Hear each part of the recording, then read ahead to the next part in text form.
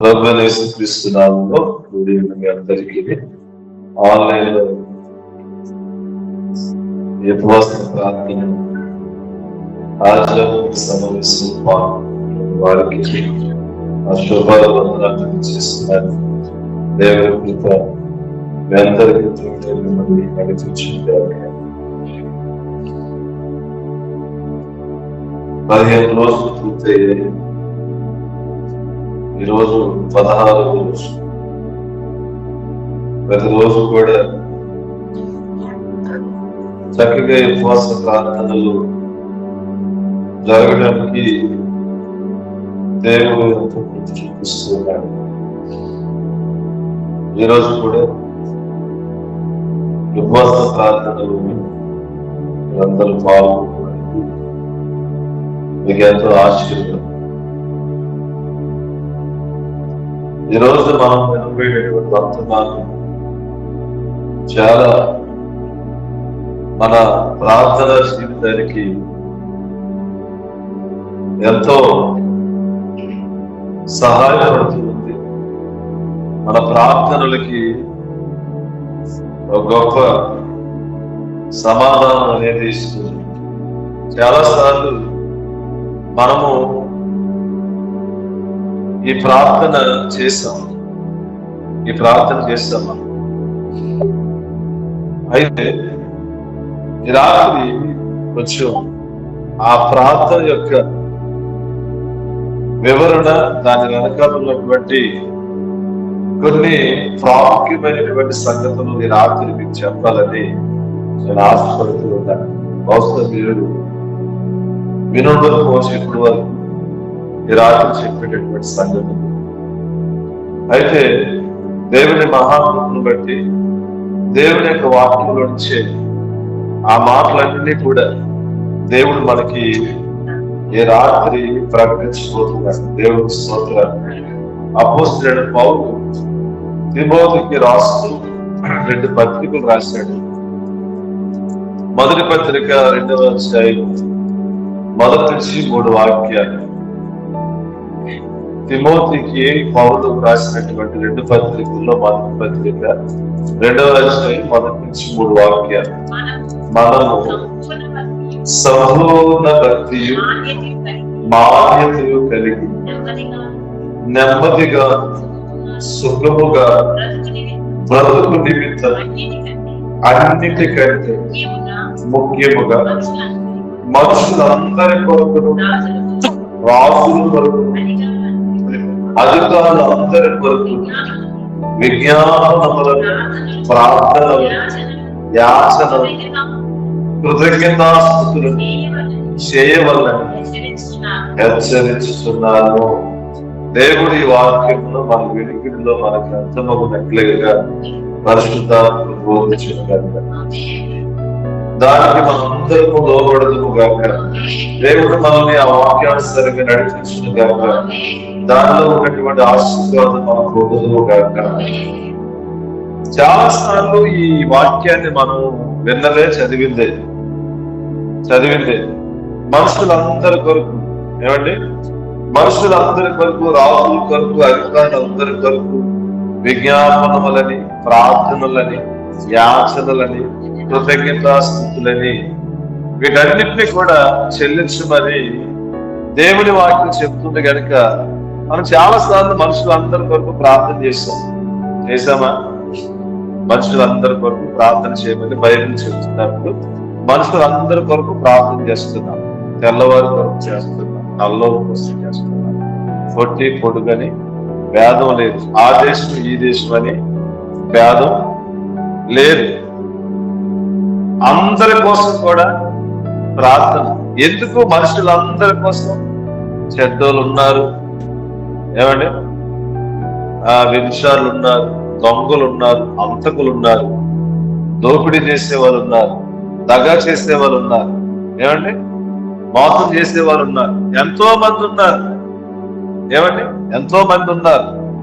So వీళ్ళందరి కొరకు పౌలు తిమోతికి రాస్తూ సంఘానికి ఈ మాటలు బోధించమని చెబుతూ ఉన్నాడు. మనుషులందరి కొరకు ప్రార్థన చేయమన్నాడు. ఎందుకు మనుషులందరి కొరకు ప్రార్థన చేయమంటాడంటే ఒక 3 విషయాలు చెప్పాడు. ఎందుకు మనుషులందరి కొరకు ప్రార్థన చేయాలంటే మన భక్తి, ఏమండి, మన భక్తికి ఆటంకం కలగకుండా ఉండటానికి. ఏంటంట? మన భక్తి సంపూర్ణం కావాలంటే, మన భక్తి మాన్యత కలిగి ఉండాలంటే, మనము నెమ్మదిగా బ్రతకాలంటే, సుఖముగా బ్రతకాలంటే మనుషులందరి కొరకు ప్రార్థన చేయాలి. ఏంటి మనుషులందరి కొరకు ప్రార్థన చేయటం వలన పాస్టర్ గారు అంటే నాకు కలిగేటటువంటి ప్రయోజనం ఏంటంటే, నీ భక్తి సంపూర్ణతలోనికి రావాలంటే మనుషులందరి కొరకు ప్రార్థన చేయాలి. ఆ మనుషులందరిలో నేను ద్వేషించే వారు ఉన్నారు, నువ్వంటే కెట్టిన వాళ్ళు ఉన్నారు, నువ్వంటే పడని వారు ఉన్నారు, నువ్వంటే అసహించుకునే వారు ఉన్నారు, నీ మీద నిందలు వేసేవారు ఉన్నారు, నీ మీద నేరారోపణలు చేసేవారు ఉన్నారు, నీ మీద కుట్రలు చేసేవారు ఉన్నారు. ఇలా ఎంతో మంది ఉన్నారు మనుషులందరూ. అంటే యావత్ ప్రపంచంలో ఉన్నటువంటి మనుషులందరి కొరకు ఎందుకు ప్రార్థన చేయమని పౌలు చెప్తున్నాడంటే, నీ భక్తి, నా భక్తి, మనందరి భక్తి సంపూర్ణమైన భక్తిలోకి పరిగణించబడతాడు. మన భక్తి ఏదో మాన్యత లేని, నాణ్యత లేని, ఏమండి, విలువ లేని ఒక త్రాసులో చూసినప్పుడు అది సరైనటువంటి ఆ స్థితిలో లేనటువంటి భక్తి కాదు, కానీ మాన్యత కలిగినటువంటి ఆ భక్తి. లేదు సుఖముగా మనం బ్రతకడానికి, నెమ్మదిగా బ్రతకడానికి, అంటే మనల్ని నెమ్మది లేకుండా చేసే, మనల్ని సుఖంగా బ్రతకకుండా చేసే, మన మాన్యత కలిగి బ్రతకకుండా చేసేటటువంటి మనుషులందరి కొరకు మనం ప్రార్థన చేసినప్పుడు వారందరూ కూడా నీ యొక్క భక్తికి సంపూర్ణంగా వారిని దేవుడు సహకరించినట్లుగా చేస్తారు. దేవుని స్తోత్రం. హల్లెలూయా, హల్లెలూయా, హల్లెలూయా.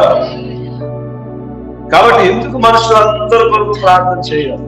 రాజుల కొరకు, అధికారుల కొరకు ఎందుకు విజ్ఞాపనలు చేయాలి, ప్రార్థనలు చేయాలి, యాచనలు చేయాలి, కృతజ్ఞతాస్తుతులు చెల్లించాలి అంటే మన భక్తి సంపూర్ణంగా ఉండడం కోసం, మన భక్తి మాన్యత కలిగి ఉండటం కోసం, మనం సుఖంగా ఉండటం కోసం, మనం నెమ్మదిగా బ్రతకడం కోసం ముందుగానే దేవుడు చెప్తున్నాడు అందరి కొరకు ప్రార్థన చేయాలి.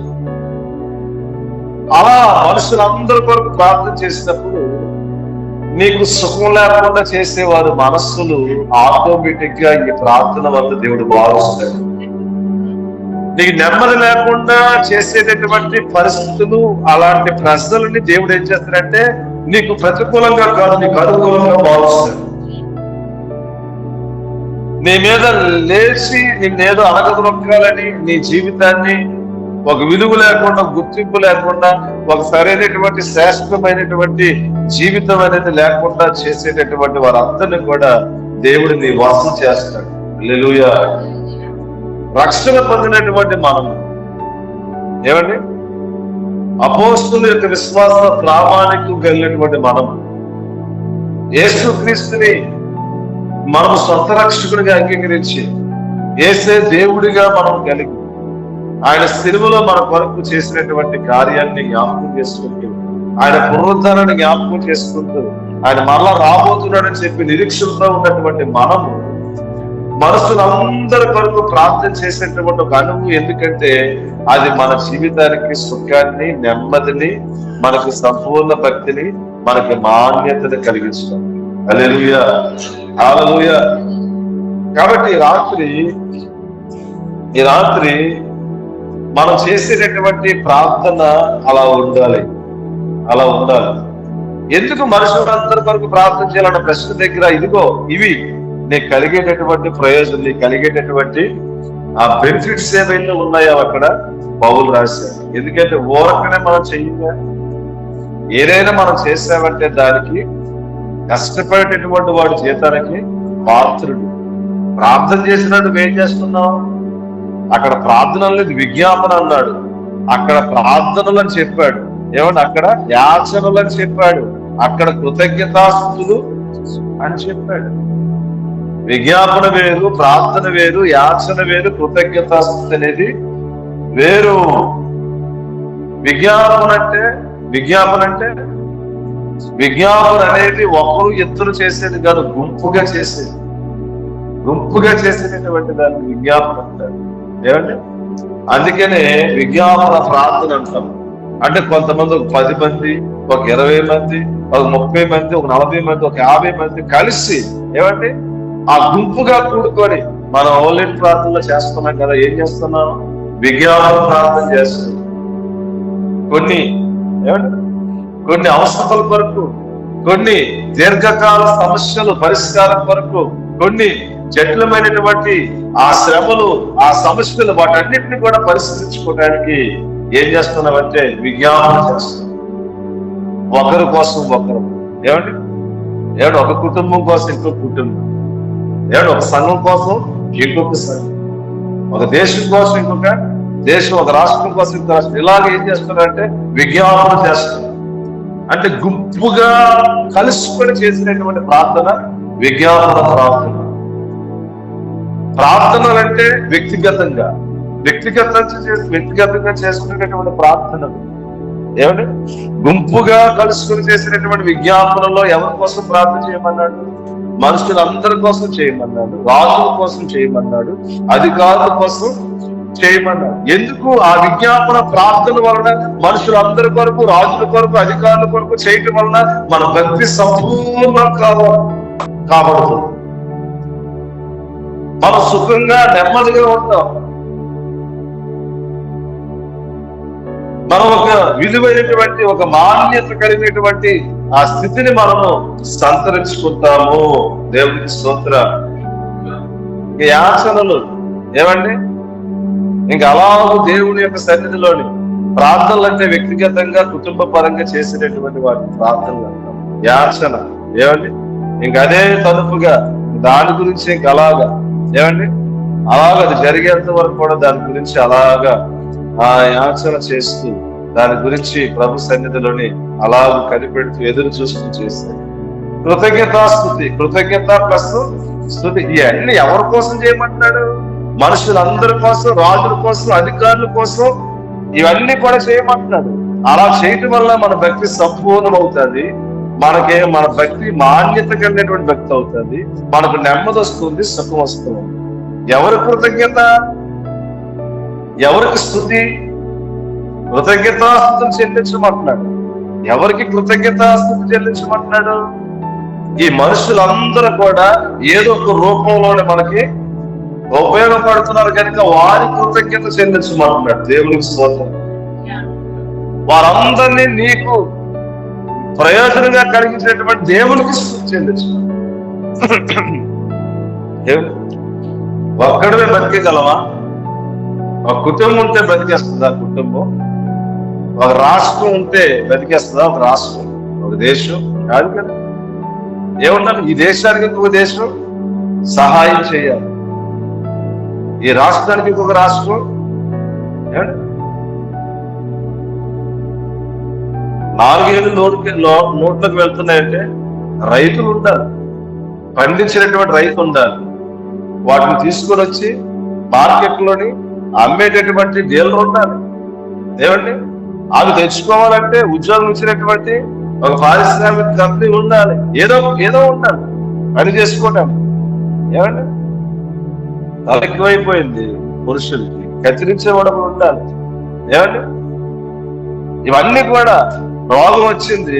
ఏమండి దాన్ని నయం చేసుకోవడానికి హాస్పిటల్ అనేది, వైద్యం అనేది, డాక్టర్స్ అనేది, మెడిసిన్ అనేది, వీళ్ళందరికీ ఎంత థ్యాంక్స్ చెప్పాలన్న దేవుని స్తోత్రం.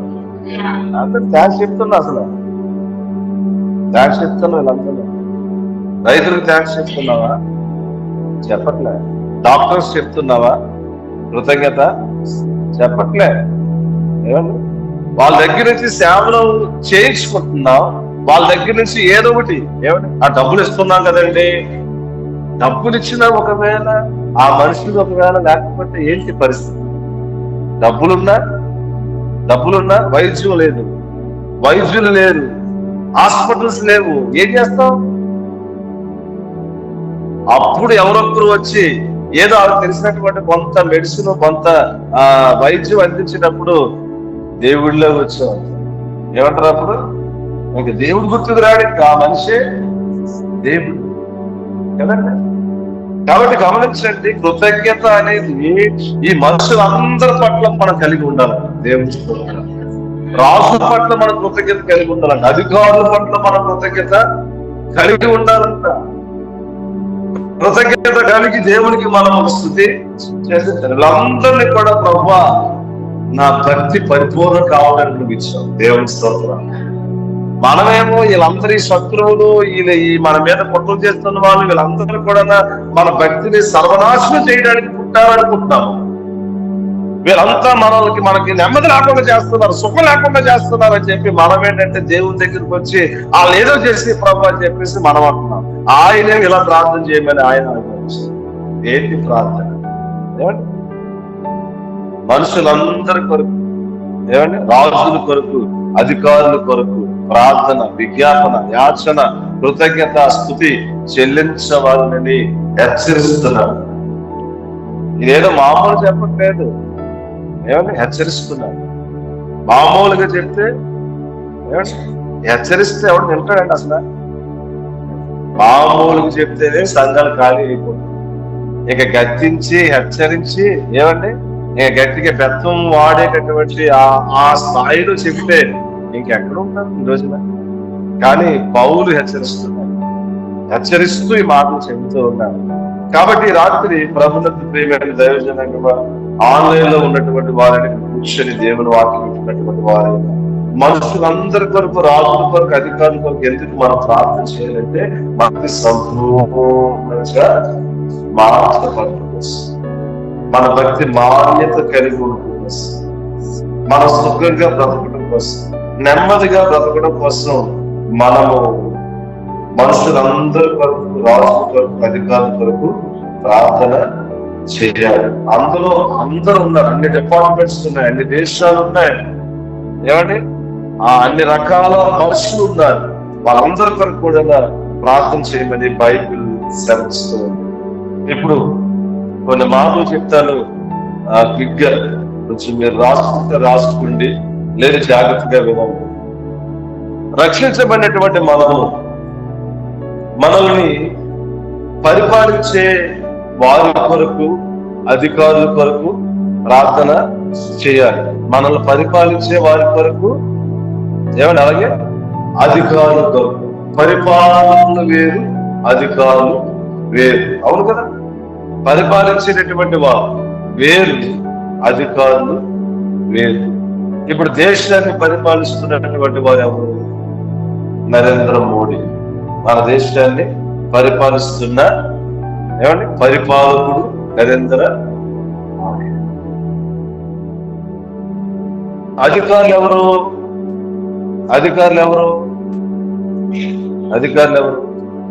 పరిపాలించేవారంటే దేశాన్ని పరిపాలించినటువంటి వారు నరేంద్ర మోడీ, ఏమండి. అలాగే దేశానికి ఒక క్యాబినెట్ మినిస్టర్ ఉంటాడు, ఏమండి, సెంట్రల్ మినిస్టర్స్ ఉంటారు, ఏమండి. అలాగే స్టేట్ కి చీఫ్ మినిస్టర్ ఉంటాడు, ఆయన కింద హోమ్ మినిస్టర్ ఉంటాడు, ఏమండి, డిప్యూటీ చీఫ్ మినిస్టర్ ఉంటాడు. ఇలా వీళ్ళందరూ ఎవరు? పరిపాలకులు. వీళ్ళందరూ పరిపాలించే పరిపాలకులు. మరి అధికారులు ఎవరు? అధికారులు అంటే ఒక్కొక్క శాఖకి ఒక్కొక్కరు ఉంటారు. ఎవరు వాళ్ళు? ఐఏఎస్ ఆఫీసర్లు, ఐపీఎస్ ఆఫీసర్లు, ఏమండి, ఎంఆర్ఓ ఆఫీసర్. ఇట్లా వీళ్ళందరూ ఎవరు? అధికారులు. పరిపాలకులు వేరు, అధికారులు వేరు. అర్థమవుతుందా మీకు? పరిపాలించేటటువంటి వారు వేరు, అధికారం చేసినటువంటి వారు వేరు. పరిపాలకులేమో ప్రజల యొక్క, ఏమండి, సెలక్షన్ మీద వాళ్ళు నియమించబడతారు. అధికారులైతే ప్రజలతో సంబంధం లేదు, వారు చదువుకొని వారు మెరిట్ తోటి అధికారాన్ని స్వతంత్రించుకుంటారు. దేవునికి స్తోత్రం. కాబట్టి అధికారులు ఒక 5 సంవత్సరాలు ఉండో 10 సంవత్సరాలు ఉండో మారిపోయేవారు కాదు. వాళ్ళకి ఎన్ని సంవత్సరాలు అయితే గవర్నమెంట్ నిర్ణయించదో అన్ని సంవత్సరాలు వాళ్ళు ధైర్యంగా పని చేసుకుంటారు. వాళ్ళు భయపడరు ఎవరికి. వాళ్ళు ఇంకొకరికి జడిసిపోయినటువంటి అవసరం లేదు. రేపు పొద్దున్న ఒకవేళ నేను 5 సంవత్సరాల తర్వాత అనేటువంటి భయం వాళ్ళకి లేదు. 60 సంవత్సరాలు అయితే 60 సంవత్సరాలు, 59 సంవత్సరాలు అయితే 59 సంవత్సరాలు, ఎన్ని సంవత్సరాలు అయితే గవర్నమెంట్ ఏమంటే వాళ్ళ యొక్క ఉద్యోగం యొక్క ఆ పీరియడ్ అనేది ఉంటుందో అప్పటికి వరకు వాళ్ళు చేస్తూనే ఉంటారు. ట్రాన్స్ఫర్లు అవుతారు కానీ వారు ఉద్యోగాన్ని పోగొట్టుకునే, ఎవరో మోసం చేసి ఎవరో ఒకవేళ చేయకూడనటువంటి పనులు చేస్తే అట్లాంటి వాళ్ళు ఒక ఉద్యోగాన్ని పోగొట్టుకుంటారేమో, అధికారాన్ని పోగొట్టుకుంటారేమో కానీ మ్యాక్సిమం అందరూ కూడా వాళ్ళు నిర్ణయించబడినటువంటి టైం పీరియడ్ వరకు కూడా వారు ఆ అధికారంలో ఉంటారు. దేవస్థానం ఇప్పుడు ఎవరి కొరకు ప్రార్థన చేయమంటున్నాడంటే ఏమంటే పరిపాలకుల కొరకు ప్రార్థన చేయమంటున్నాడు, అధికారుల కొరకు ప్రార్థన చేయమంటున్నాడు. ఎందుకు పరిపాలించే వారి కొరకు, అధికారుల కొరకు ప్రార్థన చేయమంటాడంటే వారిని పరిపాలించేటటువంటి ఆ పరిపాలకులుగా చేసింది ప్రభువే కాబట్టి దేవునికి స్తోత్రం. దేవుడే వారు నియమించాడు, దేవుడే వారికి ఆ స్థానాన్ని ఇచ్చాడు కనుక వారి కొరకు దేవుడే ప్రార్థన చేయమని చెప్తుంది. నీకు ఇష్టం ఉన్నటువంటి నాయకుడైనా, నీకు ఇష్టం లేని నాయకుడు, ఎవరి కోసమైనా సరే ఏం చేయమన్నాడు? నాకు కలెక్టర్ గారు ఇష్టం లేదండి అని అంటే లేదు, అవును. ఏమండి మీరు కేరళ కలెక్టర్ గారు నిన్న చూస్తాను. ఏమండి కేరళ కలెక్టర్ గారు ఒక పేద ఆమె ఇంటికి వెళ్ళి, ఏమండి ఒక పేద ఆమె ఇంటికి వెళ్ళి ఆమె దగ్గర కూర్చొని ఆమెతో కలిసి భోజనం చేసి, ఆ పూడి గుడిసెలో కూర్చొని భోజనం చేసి ఆమె కొన్ని చీరలు ఇచ్చి ఆమె కొంత సహాయం చేసి, నీకు ఎప్పుడైనా ఏ అవసరం వచ్చినా సరే నేనున్నానని చెప్పి ఆ కలెక్టర్ గారు ఫస్ట్ గా ఎక్కడికైతే ఆయన నియమించబడ్డాడో అక్కడ ఉన్నటువంటి ఆమెను గుర్తించి ఆమె దగ్గరకు వెళ్ళి ఆ పని చేసి వచ్చాడు. అందరూ ఆయన్ని మెచ్చుకుంటున్నారు. దేవుని స్తోత్రం. దేవుడే నియమిస్తాడు అందరినీ కూడా. అందులో మంచోళ్ళు ఉంటారు, చెడ్డోళ్ళు ఉంటారు. అధికారాన్ని దుర్వినియోగపరుచుకునే వాళ్ళు ఉంటారు, అధికారాన్ని సద్వినియోగం చేసుకునే వాళ్ళు ఉంటారు. ఎందుకు ఈ పరిపాలించినటువంటి వారి కొరకు దేవుడు ప్రార్థన చేయమంటున్నాడు? ఎందుకు ఈ అధికారుల కొరకు దేవుడు ప్రార్థన చేయమంటున్నాడు? అసలు పరిపాలకుల కొరకు ఏమని ప్రార్థన చేయాలి? అధికారుల కొరకు ఏమని ప్రార్థన చేయాలి? ఇప్పుడు నీ కొరకు ప్రార్థన చేయమన్నావు అనుకో, హాస్పిటల్ నా కొరకు ప్రార్థన చేయండి అని అంటే నువ్వేం చెప్తావు? టకా 1, 2, 3 చెప్తావు. నా చదువు కోసం ప్రార్థన చేయండి, నా వివాహం కోసం ప్రార్థన చేయండి, నా ఉద్యోగం కోసం ప్రార్థన చేయండి, నా ప్రమోషన్ కొరకు ప్రార్థన చేయండి, ఇంట్లో కొంచెం గలిబిలు ఉందండి, కొంచెం అసమాధానంగా ఉందండి, సమాధానంగా ఉండేటట్టుగా ప్రార్థన చేయండి, కొంచెం భయం వేస్తుందండి, కొంచెం ధైర్యాన్ని ఏమండి దేవుడు ఇచ్చేటట్లుగా ప్రార్థన చేయండి. ఇంట్లో ఏదో కొంచెం శోధనగా ఉందండి కాబట్టి ప్రార్థన చేయండి. ఆ శోధనలో నుంచి, ఆ కీడులో నుంచి తప్పించబడటానికి అన్నట్లుగా ఏం చేస్తాం? నీ కోసం ప్రార్థన చేయమన్నప్పుడు అవన్నీ ఏమంటే ఏవైతే నీకు నీడు అవసరం అవన్నీ అడుగుతాం. ఇప్పుడు దేవుడు పరిపాలకుల కొరకు, అధికారుల కొరకు దేవుడు ప్రార్థన చేయమని చెబుతున్నాడు మనుషులందరి కొరకు. ఎందుకు, దేనికోసం చేయాలి? ఈ మనుషులందరి కొరకు, ఈ పరిపాలకుల కొరకు, అంటే రాజుల కొరకు, అధికారుల కొరకు దేని విషయంలో ప్రార్థన చేయాలి? నెంబర్ 1 దేని విషయంలో ప్రార్థన చేయాలంటే ద్వితీయోపదేశకాండము 17వ అధ్యాయం 19 నుంచి 21 వాక్యాలు చూస్తారా? ద్వితీయోపదేశకాండము 17వ అధ్యాయం 19 నుంచి 21 వాక్యాలు.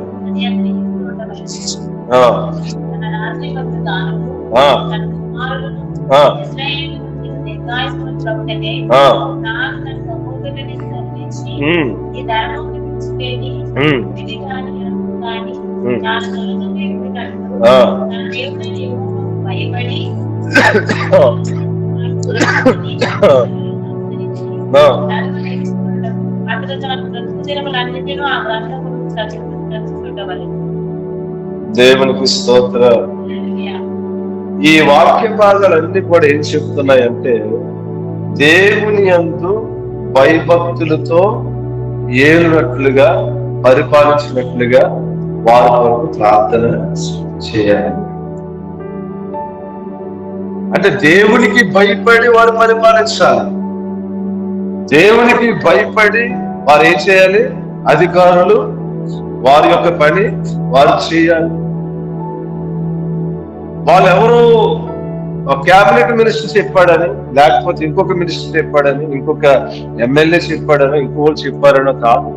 వాళ్ళు చేసినటువంటి పని మనుషునికి భయపడి కాదు, దేవునికి భయపడి, దేవుని మీద భక్తితో, దేవుని మీద ప్రేమతో, దేవుని మీద గౌరవంతో వారికి దేవుడు నిర్ణయించినటువంటి దేనికైతే వారు నియమించబడ్డారు అందులో వారు ఏం చేయాలంటే ప్రజలని పరిపాలించాలి. ప్రజల పట్ల వాళ్ళు అట్లా వ్యవహరించాలి. నిజంగా ఏ దేశం అయినా, ఒక రాష్ట్రం అయినా, ప్రపంచం అయినా ఎప్పుడు సుభిక్షంగా ఉంటుంది, సస్యశ్యామలంగా ఉంటుందంటే ఏ నాయకుడైతే దేవునికి భయపడి దేవునికి భక్తి చేస్తాడో అటువంటి పరిపాలకుడు వలన దేశం బాగుంటది, రాష్ట్రం బాగుంటది, ప్రజలు బాగుంటారు. అన్యాయం చేస్తున్నటువంటి న్యాయాధిపతుల గురించి మనం చూస్తాం. ఆడికి దేవుడంటే భయం లేదు, మనుషులంటే లెక్క లేదు. రెండు మాటలు, దేవుడంటే భయం లేదు, అందుకే అన్యాయంగా, మనుషులంటే ఏమాత్రం కూడా లెక్క లేదు. మనుషులు ప్రాణాలన్నా, మనుషుల యొక్క ఏమంటే సమస్యలన్నా, మనుషుల యొక్క అవసరాలన్నా ఏది కూడా ఏమంటే దాంతో పని లేదు. దేవుడు చెబుతున్నాడు, దేవుని యందు భయభక్తులతో పరిపాలించినటువంటి పరిపాలకులు, అధికారులు ప్రజలని ఏలునట్లుగా వారి కోసం ప్రార్థన చేయాలి. ఈ రాత్రి ఒకవేళ ఇప్పటి వరకు కూడా మనుషులందరి కొరకు ప్రార్థన అంటే, రాజుల కొరకు ప్రార్థన అంటే, అధికారుల కొరకు ప్రార్థన అంటే ఏదో చేస్తాం మొత్తానికి. మనకి తెలిసినవో తెలియనివో మన మనసు ప్రేరేపించిన దాన్ని బట్టో, మనము ఎవరైనా ఒకవేళ ప్రార్థన అంశాలు పెట్టినటువంటి దాన్ని బట్టి ఇంకోటి. కానీ ఈ రాత్రి నుంచి మనుషులందరి కొరకు ప్రార్థన చేయమని దేవుడు చెప్పినటువంటి ఈ ప్రార్థన, నాయకుల కొరకు, రాజుల కొరకు, అధికారుల కొరకు ప్రార్థన చేయమనేటువంటి ప్రార్థనలోని వారి కోసం ఏమని ప్రార్థన చేయాలంటే వారందరూ కూడా దైవ భయం కలిగి ఏలునట్లుగా వారి కోసం ప్రార్థన చేయాలి. ఏ రాజుకైతే, ఏ అధికారికి అయితే దైవ భయం ఉంటుందో వారి వలన ఒక మంచి పరిపాలన అనేది జరుగుతుంది, ప్రజలకి ఒక మంచి అనేది జరుగుతుంది.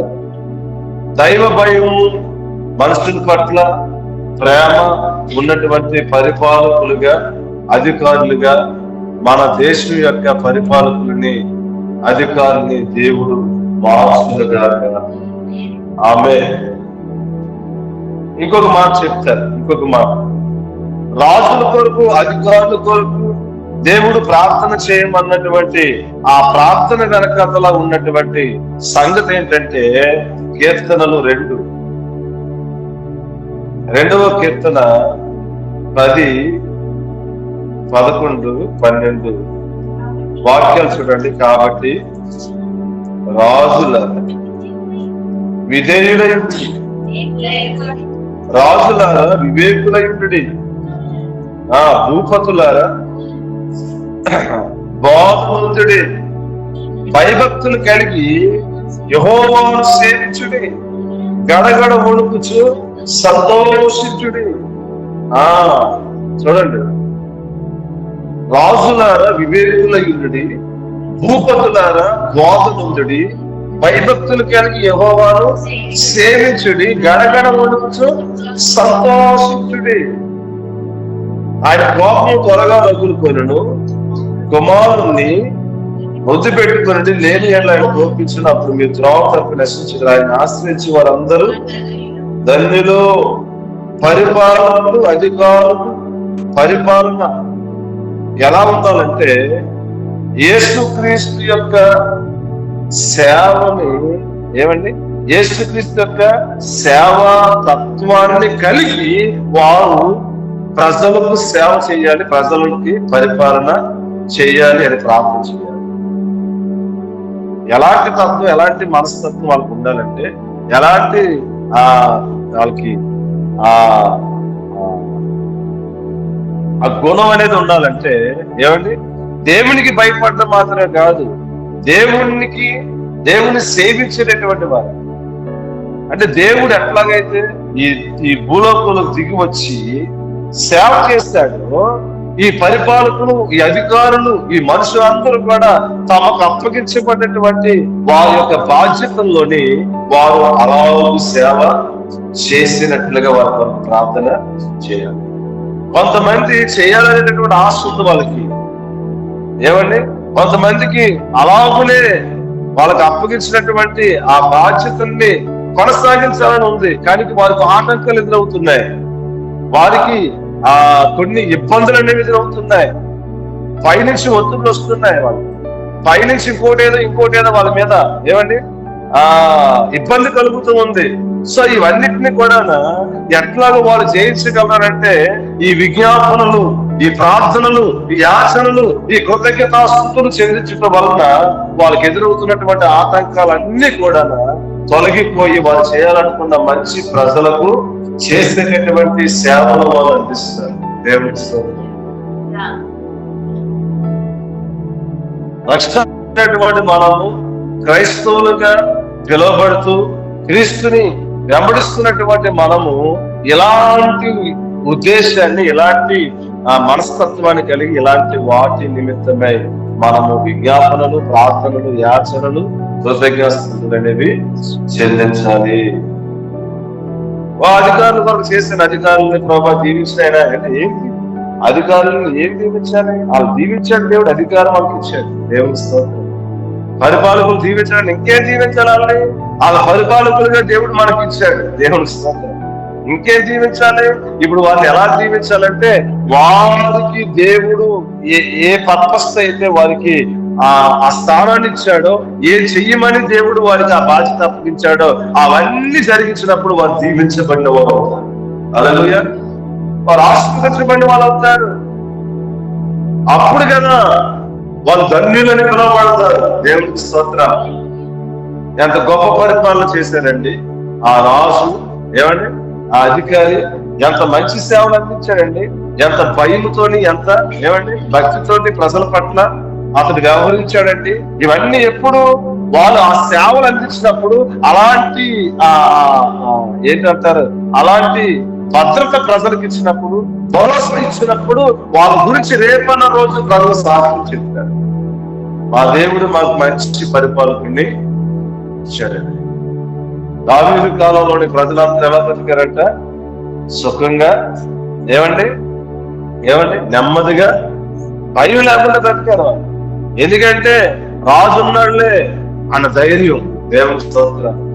మా రాజు ఎలాంటి రాజు అంటే, మాకు సమస్య వస్తే మీ సమస్యలు మీరే పరిష్కరించుకోనరా అని చెప్పేవాడు కాదు. మా సమస్యలకు ముందు మా రాజు దాన్ని పరిష్కరించేవాడు. దేవుని స్తోత్రం.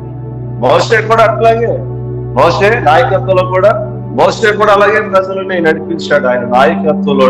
కాబట్టి భక్తులందరూ కూడా ఎందుకు వాళ్ళు అలా చేశారంటే, ఎందుకు వారు అటువంటి ఘనమైనటువంటి నాయకత్వాన్ని, ఘనమైనటువంటి సేవలు వాళ్ళు చేశారంటే, వారికి కామన్ గా ఉన్నది ఏంటంటే దేవుని యందు భయభక్తులు ఉన్నాయి. వారు దేవుని యొక్క సేవని వాళ్ళు ఇంప్లిమెంట్ చేశారు. దేవుని స్తోత్రం. కాబట్టి రాత్రి కూడా మనం కూడా అది జరగాలని, మనం కూడా వాటి కొరకు ప్రార్థన చేయాలి. అధికారుల కొరకు, పరిపాలకుల కొరకు, మనుషులందరి కొరకు ఇటువంటి ప్రార్థన చేయాలి.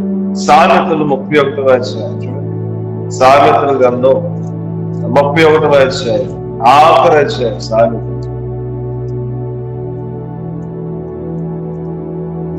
8-9 వాక్యాలు చూడండి. 31వ అధ్యాయం 8-9 వాక్యాలు ఏమంటారంటే, మోగవారికి, దిక్కు లేని వారికి అందరికీ న్యాయము జరిగినట్లు నేను తెరిచి న్యాయముగా తీర్చును. దీనులకు, శ్రమపడు వారికి, దరిద్రులకు న్యాయము జరిగిపోను. ఏమండి, తల్లి బోధిస్తూ ఉంది. ఏమండి, ఎవరికి? రాజైన లెమూయేలు ఎవరు లెమూయేలు? సొలొమోనుకున్నటువంటి ఇంకొక పేరు లెమూయేలుకి ఏం చెప్తున్నావే? తల్లి ఏం చేస్తుంది? ఉపదేశిస్తుంది. దేవునికి స్తోత్రం. సొలొమోను ఎవరు? రాజుకి ఏమని ఉపదేశిస్తూ ఉంది? అరే బాబు, ఇదిగో నీ నోరు తెరిచి, నీ నోరు తెరిస్తే నువ్వు న్యాయముగా తీర్చాలి. మూగవారికేమి, దిక్కులేని వారికేమి, దీనులకేమి, శ్రమపడి వారికేమి, దరిద్రులకేమి ఏం చేయాలి? సరైన న్యాయం చేయాలి. దేవుని స్తోత్రం. ఇప్పుడు మనుషులందరి కొరకు, రాజుల కొరకు, అధికారుల కొరకు మనమేమని ప్రార్థన చేయాలి? మనమేం ప్రార్థన చేయాలి? దేశములోని పేదలకు సరైన సంక్షేమము ఇచ్చినట్లుగా మనం ప్రార్థన చేయాలి. ఏంటి ఇవ్వాలంట? సంక్షేమం ఇవ్వాలి. ఎవరికి? దీనులకి, శ్రమపడే వారికి, దరిద్రులకి, పేదవారికి ఏం చేయాలంట? సంక్షేమం అందాలి. మన రాష్ట్ర ముఖ్యమంత్రి, మన దేశం యొక్క ప్రధాని మన దేశంలో ఉన్నటువంటి మనుషులందరి కొరకు ఏం చేయాలని ప్రార్థన చేయాలి? మనం వాళ్ళకి సంక్షేమం కలగాలి, వాళ్ళ అవసరతలు తీర్చబడాలి, వారి దారిద్ర్యం అనేది తొలగించబడాలి, వారి పేదరికం అనేది పోగొట్టాలి. కానీ అలా జరుగుతుందా ఈ రోజున? దేశంలో అలా జరుగుతుందా? ధనికుడు ధనికుడిలాగే ఉన్నాడు, పేదోడు పేదోడులాగా ఉన్నాడు. ధనికుడు ఇంకా ధనికుడు అయిపోతున్నాడు. కోటేశ్వర్లు ఇంకా కోటేశ్వర్లు అవుతూ ఉన్నారు. ఈ సంవత్సరానికి 100 కోట్లు ఉంటే నెక్స్ట్ ఇయర్ వచ్చినప్పుడు 1000 కోట్లు. ఎట్లా వస్తున్నాయో అర్థం కావట్లేదు. ఎలా వస్తున్నాయో అర్థం కావట్లేదు. ఎలా వస్తున్నాయో అర్థం అవట్లేదు. నామినేషన్ వేసినప్పుడు ఇంత అని చెప్పాలి, ఇంత మా దగ్గర ఉందని. తర్వాత ఏమవుతుంది? లక్షల కోట్లు ఎట్లాగా సంపాదించారు వీళ్ళు? ఎలా వచ్చాయి? న్యాయబద్ధంగా ఒకవేళ ఎవరైనా సరే పని చేస్తే జీతం పుచ్చుకోవాలి. ముఖ్యమంత్రికి ఎంత జీతం ఉంటుంది, డిప్యూటీ ఆ ముఖ్యమంత్రికి ఎంత ఉంటుంది జీతం, అట్లాగే మంత్రులకి ఎంత ఉంటాయి, ఎమ్మెల్యేలకు ఎంత జీతాలు ఉంటాయి. వాళ్ళ పితరుల యొక్క ఆస్తులు ఒకవేళ ఉంటే దాని లెక్క వేరు. కానీ ప్రతి ఒక్కరి యొక్క జీతాన్ని క్యాల్కులేట్ చేస్తే ఎంత ఉండాలి? అంత లేదు ఈ రోజున. ప్రజలకి సంక్షేమం అందకుండా ధనికులే ధనికులు అయిపోతున్నారు, కోటేశ్వర్లు ఇంకా కోటేశ్వర్లు అయిపోతున్నారు. పేదరికం అనేది లేకుండా చేస్తానన్నారు. నవధరణ అంతటిని కూడా బయటకు తీస్తానన్నారు. తీశారు. ఏమైంది? ఒక్కొక్కరు ఖాతాలో 15 లక్షలు వేస్తానన్నారు. ఏమైంది? ఇవన్నీ కూడా సంక్షేమం, ప్రజలకు సంక్షేమం అందాలని చెప్పి అన్నారు, ప్రజలకు మేలు చేయాలన్నారు. అసలు భారతదేశంలో పేదరికం అనేది లేకుండా చేస్తానన్నారు. ఏది? ఇంకా పేదరికం వెళ్ళిపోతుంది దేశం. ఇంకా అప్పులు పాలైపోతున్నాగా. ఒక ఒక ఒక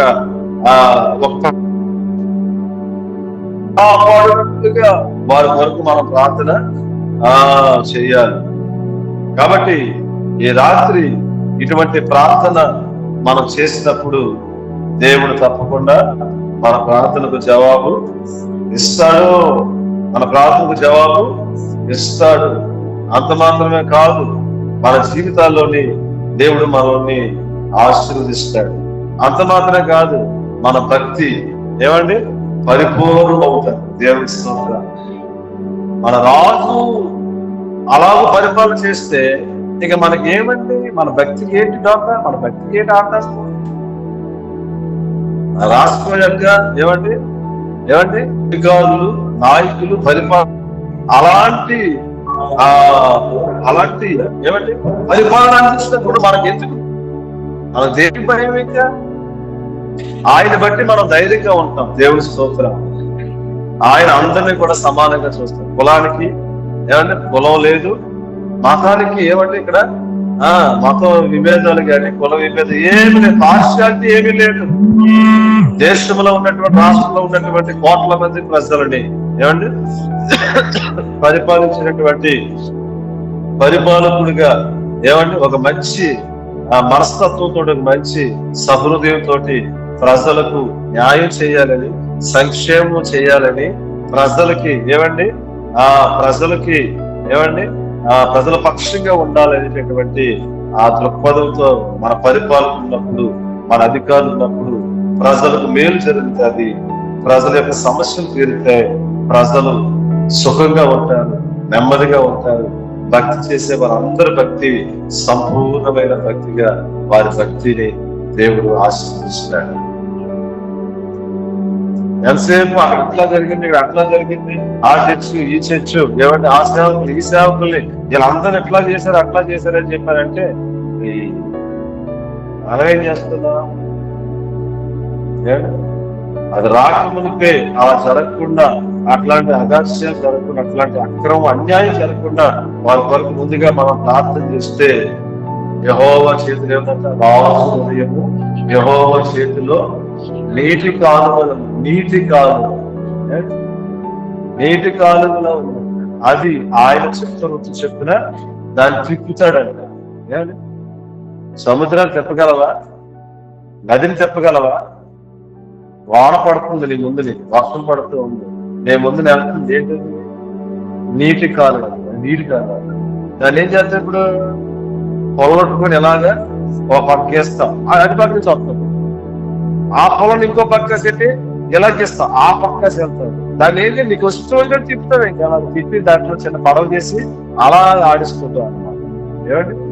కాబట్టి రాజు యొక్క హృదయము యెహోవా చేతిలో నీటి కాలువలే, ఆయన తిప్పగలడు. దేవుడు రాజు యొక్క ఏమండి చట్టాలని శాసనాలని మార్చగలిగినటువంటి మహనీయుడైన, తన ప్రజలకి సంక్షేమాన్ని నమ్మగలిగినటువంటి దేవుడైన, తన ప్రజలకు మేలు చేయగలిగేటువంటి సమర్థుడై, దీనులకి ఏమి, దరిద్రులకి ఏమి, శ్రమపడేటటువంటి వారికి ఏమి, పేదవారికి ఏమి న్యాయం జరిగించడానికి దేవుడు రాజుని అధికారుల్ని ఆయన తన వైపు తెచ్చుకొని ప్రజలకు మేలు చేయడానికి ఒక ప్రార్థన చేయమంటున్నాడు. క్రైస్తవ సంఘాన్ని మనుషులందరి కొరకు, రాజుల కొరకు, అధికారుల కొరకు విజ్ఞాపన చేయండి, ప్రార్థన చేయండి, యాచన చేయండి, కృతజ్ఞతాస్తుతులు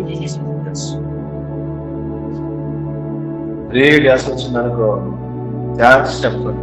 ఆయనకి ఎలాగ వెళ్ళి చెప్పలేము, ఇక్కడ నుండి థ్యాంక్స్ ఇవ్వమని లేదు ఇంకోటి ఇచ్చాడు అనుకోండి థ్యాంక్స్ అని చెప్పడం. ఏమంటే చేసినటువంటి మనిషిని బట్టి కృతజ్ఞత అనేది చెప్పాలి. దేవుని మరి జరిగిన ఒకవేళ కీడు జరిగితే ఏమని చేయాలి? న్యాయం జరిగినట్టుగా ప్రార్థన చేయాలి. వెంటనే ఎన్నికలు రావాలని ప్రార్థన చేస్తే తల్లు వచ్చి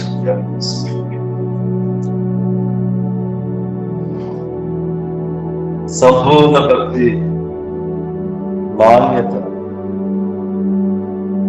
నెమ్మది, సుఖం నీ బ్రతుకులో ఉండాలంటే అన్నిటికంటే ముఖ్యంగా చూడండి, ఇవన్నీ మన జీవితంలో ఉండాలంటే అన్నిటికంటే ముఖ్యంగా మనుషులందరి కొరకు, రాజుల కొరకు, అధికారులు, విజ్ఞాపన కొరకు, ప్రార్థనలు, యాసనలు,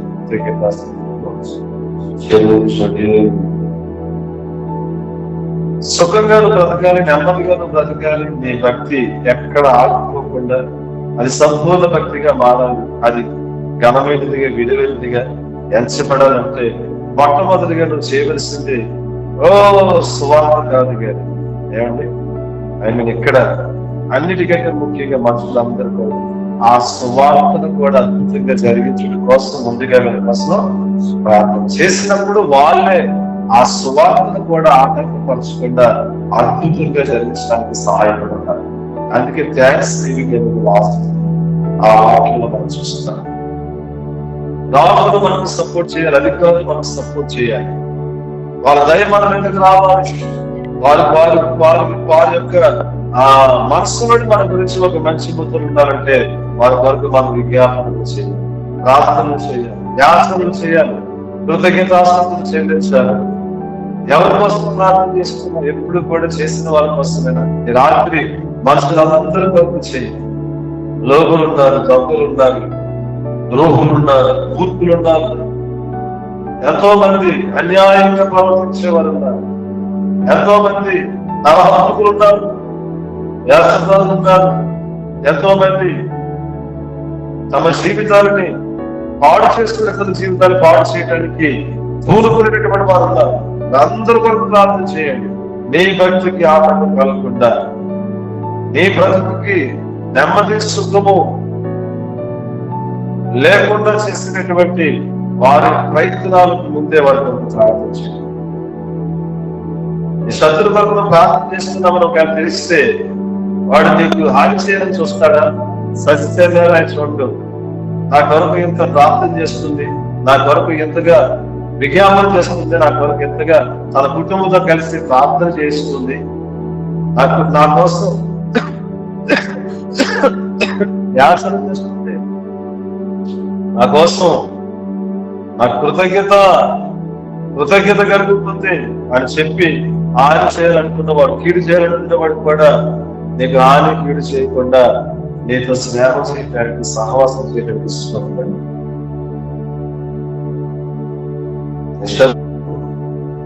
నేను నీకు హాని చేసినటువంటి వాడు మనుషులందరిలో ఒకవేళ ఉన్నా వారందరి తరఫు నువ్వు మంచిగానే ప్రారంభించి ఈ రాత్రి గుర్తించుకో, జ్ఞాపకం చేసుకో. ఒకవేళ ఎవరైనా నేను ఇబ్బంది పెడుతూ నీ భక్తి జీవితాన్ని ఆటంకపరిచినట్లుగా చేసుకున్నటువంటి వారి వరకు నువ్వు ప్రతిరోజు ప్రార్థించి దేవుడు వారి మనసును మార్చి వారు నీకు సపోర్టర్గా మారుతుండేటట్టు చేస్తారు. నీకు సహాయం చేసే వారిగా చేస్తారు. రాజుల కొరకు చేయండి ప్రార్థన, అధికారుల కొరకు చేయండి. మన ప్రజలకు సంక్షేమం, ప్రజలకు న్యాయం, ప్రజలకు వారి యొక్క సమస్యల పరిష్కారం, ప్రజలకు వారు ఎంతో అండగా, వారి ప్రజలకు ఎంతో న్యాయం చేసే వారిగా ఉండడానికి దేవుడు వారిని నియమించాడు. దేవుడు వారిని ఎన్నుకున్నాడు. వారి ద్వారా దేవుడు ఆ కార్యం చేయాలని దేవుడు ఎదురు చూస్తున్నాడు. వారు అలాగే చేయాలంటే వారు దేవుని యొక్క భయభక్తులు కలిగి వారు ఈ సేవలన్నీ చేయాలని అంటే వారి కొరకు నువ్వు మామూలుగా ప్రార్థన చేయాలి, వారి కొరకు విజ్ఞాపన చేయాలి, వారి కొరకు యాచన చేయాలి.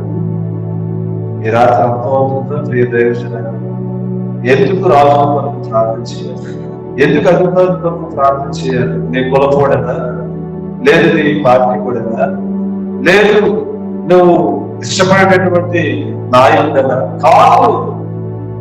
దాని వెనక దేవుడి కొరకు ఉద్దేశం ఉంది. వారి ద్వారా ప్రజలందరికీ మంచి జరగాలని, అన్నిటికీ మించి క్రైస్తవ భక్తి పరిపూర్ణం కావాలని, సుఖముగా నెమ్మదిగా బ్రతకాలని, బాధ్యత కలిగి జీవించాలని దేవునికి అభిలాష, దేవుని కోరిక. కాబట్టి భక్తికి ఆటంకం కలగకుండా ఉండాలంటే, నీ విశ్వాసానికి ఇబ్బంది కలగకుండా ఉండాలంటే, ఆగిపోకుండా ఉండాలంటే, నీ జీవితము నెమ్మదిగా సుఖంగా ముందుకు సాగాలంటే మొట్టమొదటిగా అన్నిటికన్నా ముఖ్యంగా నువ్వు చేయవలసిన పని అంటే రాజులతో అధికారులకు మనుషులందరూ కొరకు విజ్ఞాపన చేయి, ప్రార్థన చేయి, యాచన చేయి, కృతజ్ఞతాస్తుతులు చెల్లించు. అందుకే కదా మందిరం ఉండేది, సంఘాలు అందుకే కదా దేవుడి భూమి మీద స్థాపించాడు. విజ్ఞాపనలు ఇంట్లో ఉంటే చేయలేవు, యాచనలు ఇంట్లో ఉంటే చేయలేవు. దేవుడి మందిరం వస్తే గుంపుగా, సమూహముగా, ఒక సమాజంగా వారందరూ కొరకు ప్రార్థన చేయగలిగినటువంటి ధన్యత భాగ్యం నీకు దొరుకుతూ, ఎక్కడో సింగిల్ గా ఉండి ఒంటరిగా ఉండి ఏదేదో చేస్తానంటే అది జరిగే పని కాదు. విజ్ఞాపన చేయమని దేవుని యొక్క వాక్యములు ఒక్కటి చెబుతుంది కనుక విజ్ఞాపన చేయడానికి ఒక్కడి ఇద్దరు ఉంటే సరిపోదు. గుంపుగా ఉండాలి, సమూహంగా ఉండాలి, సమాజంగా ఉండాలి. అది సంఘంలో సాధ్యమవుతుంది. సంఘ అత్యాసక్తితో ప్రార్థన చేసినప్పుడు, మేడగందులోని 120 మంది కలిసి ప్రార్థన చేసినప్పుడు దేవుడు అద్భుతాలు చేశాడు, ఆశ్చర్యకార్యం చేశాడు. ఈ రాత్రి నువ్వు విజ్ఞాపన చేయడానికి, ప్రార్థన చేయడానికి, యాచన చేయడానికి, కృతజ్ఞతాస్తుతులు చెల్లించడానికి నువ్వు సిద్ధపడితే నీ ద్వారా మనుషులందరినీ, రాజుని, అధికారులని దేవుడు తన వశపరుచుకుంటాడు. న్యాయమైన పరిపాలన, సంక్షేమంతో కూడినటువంటి పరిపాలన, ప్రజలకు మేలు కలిగించే పరిపాలన ప్రజల యొక్క దారిద్రత తొలగించబడినటువంటి పరిపాలన ప్రజలు కలుగుతారు.